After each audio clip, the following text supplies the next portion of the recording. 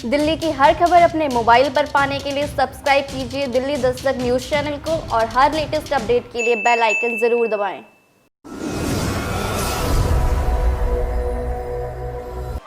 इस समय मौजूद है हम टीकरी बॉर्डर पर, जो कि हरियाणा और दिल्ली को जोड़ता बॉर्डर है।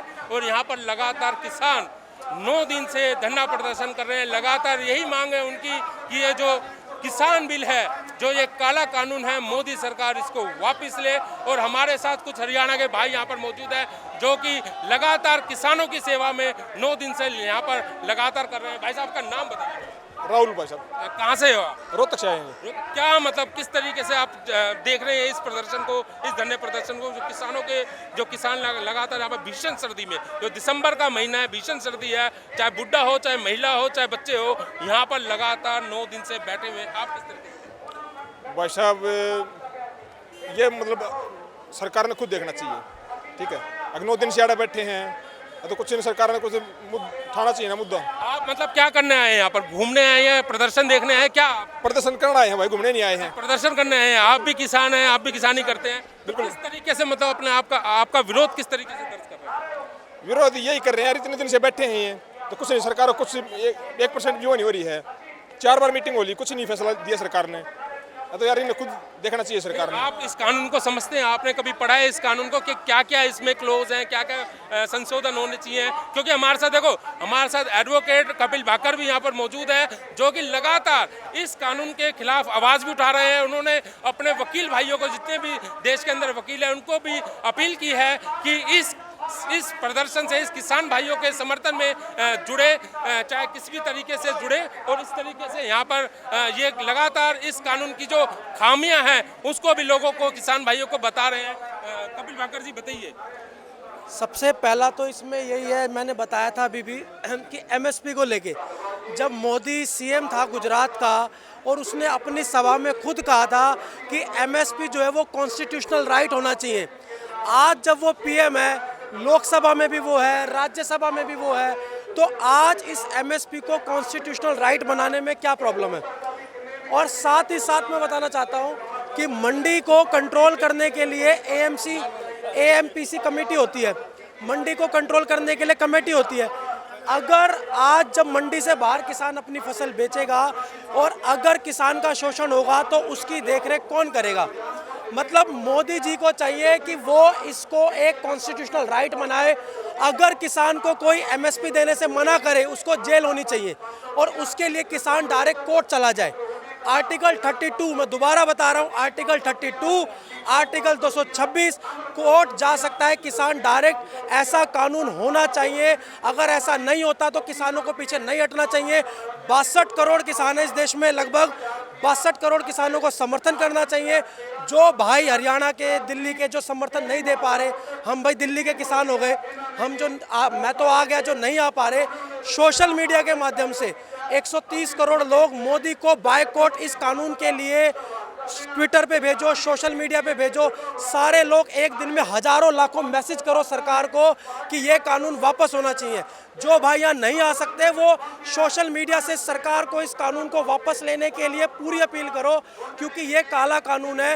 ये आने वाले टाइम पर किसानों का गला दबाएगा ही दबाएगा। जितने भी पूंजीपति है किसानों को खा जाएंगे भविष्य में। पूंजीपति भविष्य में किसानों को गला दबाने के लिए मोदी सरकार ये बिल लेके। हमारे साथ एक भाई मौजूद है, भाई हरियाणा से है, लगातार यहाँ पर अपनी सेवा दे रहे हैं। भाई साहब किस तरीके से अपनी सेवा दे रहे हैं? भाई साहब, मेरा गांव यहाँ से सिद्धिपुरलोवा 3 किलोमीटर है और दिल्ली के 5 बॉर्डर लगते हैं। मेरे गांव से डेली कम से कम 10-15 क्विंटल तो सब्जी आती है। भाई गोभी और गाजर हमारे गांव में ज़्यादा पैदा की जाती है। मैं भी अभी गाजर लोड करवा के आया हूँ और अभी यहाँ बोरी घेर के गए हैं। और गांव से लस्सी है, दूध है, सभी चीज़। जब जिस दिन से यहाँ किसान आए हैं, फायदा क्या है? कोई मतलब देखो, कोई चाहे राजनीतिक पार्टी हो, चाहे कोई बिजनेसमैन हो, अपना फायदा ढूंढता है। तो आपका क्या फायदा है? हमारा कोई फायदा नहीं है। हमारे यहाँ किसान भाई आए हैं, पंजाब से आए हैं, हमारे बड़े भाई हैं, वे 9 दिन से यहाँ परेशान बैठे हैं। और जो मोदी सरकार है, जो हमारे खट्टर है, इसने मतलब किसानों की बिल्कुल नहीं देख रखे। जो काले कानून इन्हें पास किए हैं उनके खिलाफ में है। और ये इसमें कुछ ना कुछ संशोधन होना चाहिए, एमएसपी का लागू होना चाहिए। एक बात बताइए आप, फैक्ट्री से अगर कोई एक पेन भी बाहर निकालते हैं तो उसका रेट रखा जाता है। एक किसान की ऐसी फसल है जो इसका कोई रेट नहीं है, कभी तो 20 रुपये बिक जाती है, कभी 2 रुपये बिकती है। और उसमें खर्चा क्या होता है, एक बार 2 बार बोनी पड़ जाती है। किसान इतना आज के दिन ये है कि अपने कभी 2-4 लाख का काम करना पड़ जाए तो दोबारा नहीं उभरता। भाई साहब मुझे ये बताइए कि एक तरफ मोदी सरकार जय जवान जय किसान का जो नारा जो दिया था, मोदी सरकार जवान को तो मजबूत करने की कोशिश कर रही है और मजबूत कर भी रही है, लेकिन दूसरी तरफ किसानों का इस तरीके से शोषण कि आज किसान सड़क पर बैठा हुआ है और किसान की कोई सुनवाई करने वाला नहीं है। और हमारे साथ भाई साहब बताइए। किसान को रात को घर से उठाते हैं। मैं किसान का बेटा हूँ। मैं 24 तारीख को रात में 3:30 बजे मेरे घर से उठाया था पुलिस ने। 24 बंदे मेरे घर में मुझे उठाने गए थे। मेरी गलती सिर्फ इतनी है कि मैंने किसान के घर जन्म ले लिया और किसान की आवाज़ को सरकार तक शांतिप्रिय तरीके से पहुँचाता हूँ। इसलिए हरियाणा की सरकार बौखलाई हुई है। हरियाणा में जिला जज्जर में जितने किसान नेता थे 24 तारीख को रात में 9:30 बजे अधरंग कपड़ों में उठा लिए गए। उनके साथ उग्रवादियों जैसा व्यवहार किया गया। मतलब किसान और आतंकवादी को एक जैसा देखा जा रहा है। आधी रात में उनको घर से उठा लिया जाता है। कसूर कितना है?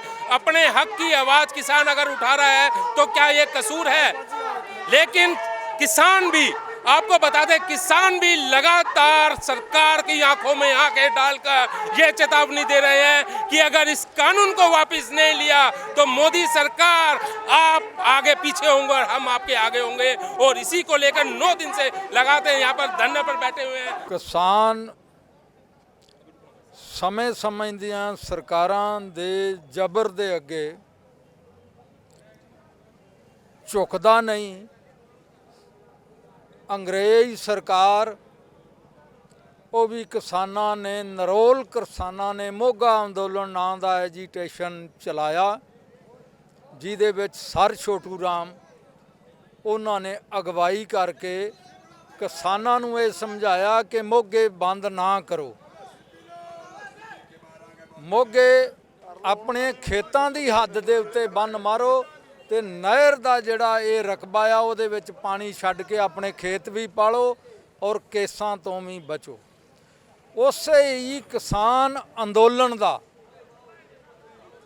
ਜਿਹੜੀ ਅਗਵਾਈ ਕਰਤਾਰ ਸਿੰਘ ਸਰਾਭਾ, ਸਰਦਾਰ ਭਗਤ ਸਿੰਘ, ਲਾਲਾ ਲਾਜਪਤ ਰਾਏ, ਇਹਨਾਂ ਨੇ ਜਦੋਂ ਕੰਬਾਨ ਸੰਭਾਲੀ ਤੇ ਉਸ ਐਜੀਟੇਸ਼ਨ ਦਾ ਨਾਂ ਇਹਨਾਂ ਨੇ ਰੱਖਿਆ ਪਗੜੀ ਸੰਭਾਲ ਜੱਟਾ।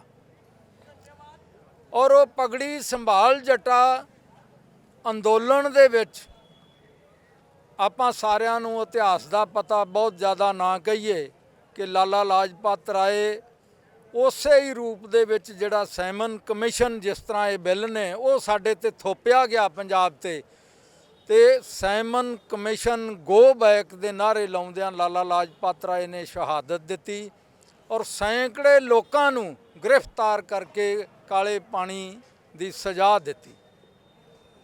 अभी जो मोदी सरकार ने जिस तरीके से आपने साइमन कमीशन की बात करी, जिस तरीके से आपने काले पानी की सज़ा की बात करी, कहीं ना कहीं आज 2020 में मोदी सरकार भी किसान भाइयों के साथ ये काम करने वाली थी। उन्होंने बुराड़ी का ऑफर दिया था आप लोगों को जाने के लिए कि बुराड़ी का जो ग्राउंड है, निरंकारी ग्राउंड है, वहाँ पर अपना धरना प्रदर्शन कीजिए, लेकिन किसान समझदार है, उन्होंने उस ऑफर को ठुकराया और यहीं पर डटे रहने की बात करी।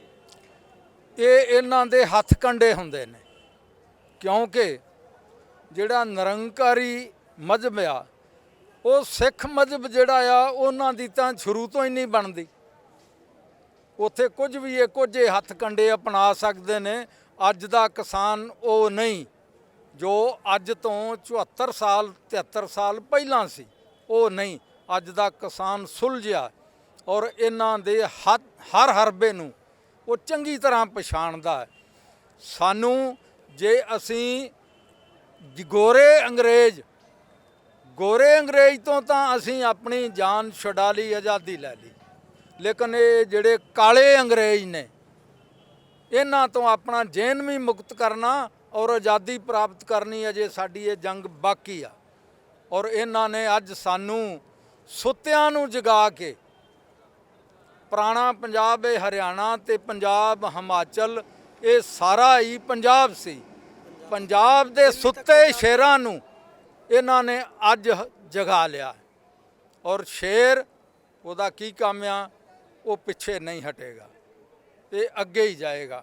ਜੇ ਹਰਿਆਣੇ ਦੇ ਜਿੰਨੇ ਵੀ ਇਹਨਾਂ ਨੇ ਬੈਰੀਅਰ ਲਾਏ, ਹਰਿਆਣੇ ਦੀਆਂ ਸੜਕਾਂ ਬੰਦ ਕੀਤੀਆਂ, ਉਹ ਤੋੜ ਕੇ ਇੱਥੇ ਕਿਸਾਨ ਆ ਗਏ ਨੇ, ਤੇ ਕੀ ਇੱਕ ਆਹ ਤੋੜ ਕੇ ਇਹਦੇ ਬੂਹੇ ਅੱਗੇ ਨਾ ਜਾਣਗੇ?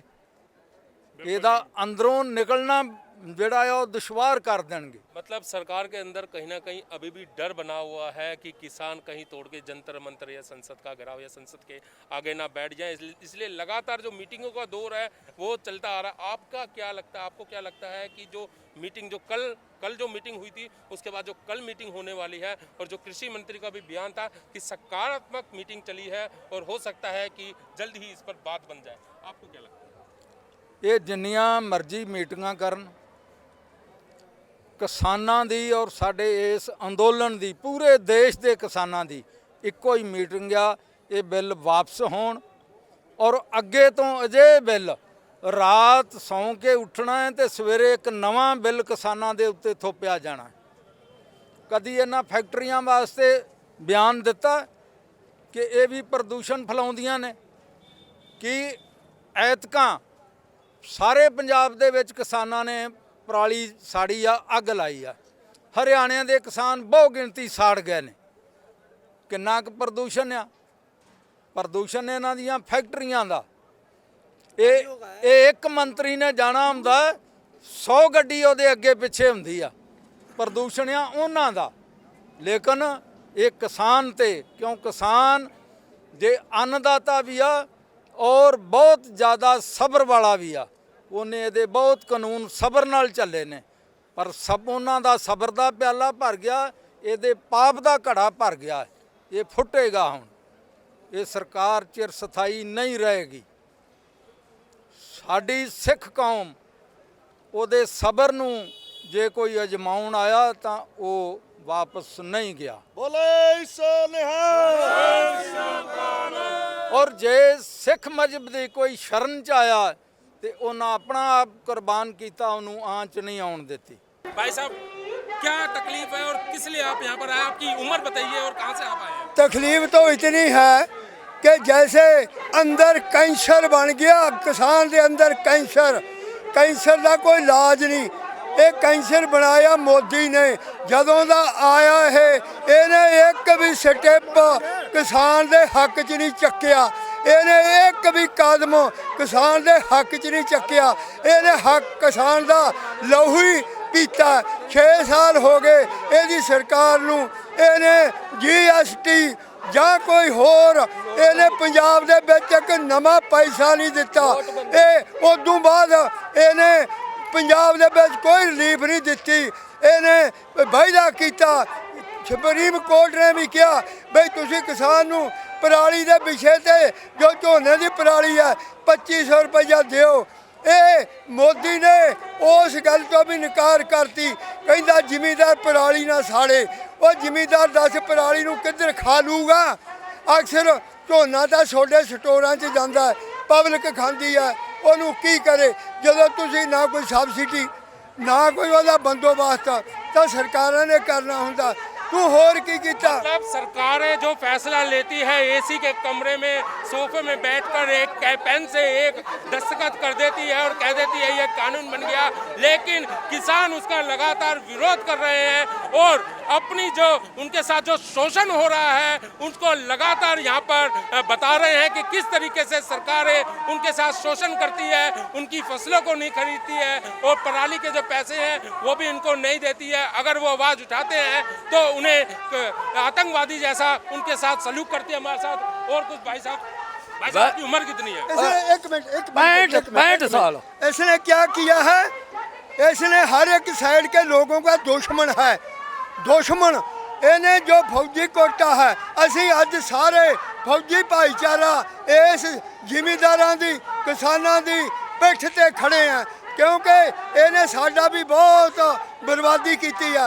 इन्हें साडा देण दी बजाय साडा DA ते कट लाता कि इन्हां दा DA नहीं ਵਧੂਗਾ। ओए असी देश की खातर 2 लड़ाइयां लड़ियां, 3 लड़ाइयां लड़ियां, 65 दी 71 दी। ये मोदी ਤੇ ਫਿਰ ਸਾਡਾ ਹੱਕ ਨਹੀਂ ਬਣਦਾ।